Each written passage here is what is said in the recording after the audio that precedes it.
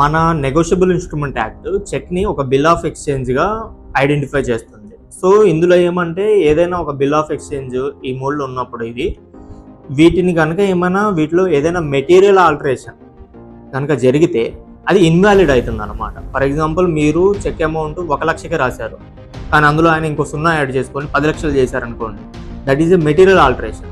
So అది ఆ చెక్ని invalidate చేస్తుంది. అది డిజానర్ అయితే కనుక మీ మీద ఎటువంటి ఎన్ఫోర్సబుల్ డేట్ అనేది ఉండదు. అలా కాకుండా కొన్ని సందర్భాల్లో మీరు ఏం చేస్తుంటారంటే చెక్స్ని బ్లాంక్ చెక్స్గా ఇష్యూ చేస్తూ ఉంటారు.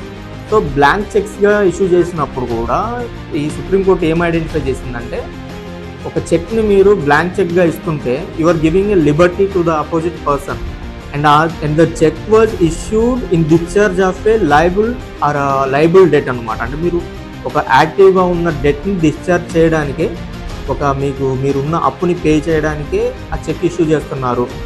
అవతల వ్యక్తికి ఆ లిబర్టీ ఇస్తున్నట్టుగా, మీరు అది బ్లాంక్ చెక్ ఇస్తున్నప్పుడు అతను రాసుకునే లిబర్టీ ఇస్తున్నట్టుగా గుర్తించి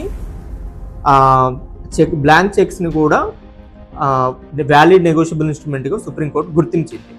సో అందుకని మీరు ఎప్పుడు కూడా గుర్తుపెట్టుకోవాల్సిన విషయం ఏమంటే, ఏదైనా మీరు చెక్ ఇష్యూ చేస్తున్నప్పుడు try to fill all the details completely. Blank cheque ఇవ్వడం వల్ల ఏమవుతుందంటే అవతల పర్సన్కి మీరు ఒక ఆపర్చునిటీ ఇచ్చినట్టుగా. సో అది సబ్సిక్వెంట్ విషయం, అది వాళ్ళు ఎన్ఫోర్సబుల్ డెట్ అది ప్రూవ్ చేసుకోగలరా లేదా అనేది it's a matter of trial. కానీ మీరు బ్లాంక్ చెక్ ఇవ్వడం వల్ల ఏమవుతుందంటే మీరు అన్నెసరీ హెక్టిక్ బర్డెన్కి మీరు ఫేస్ చేయాల్సి వస్తుంది.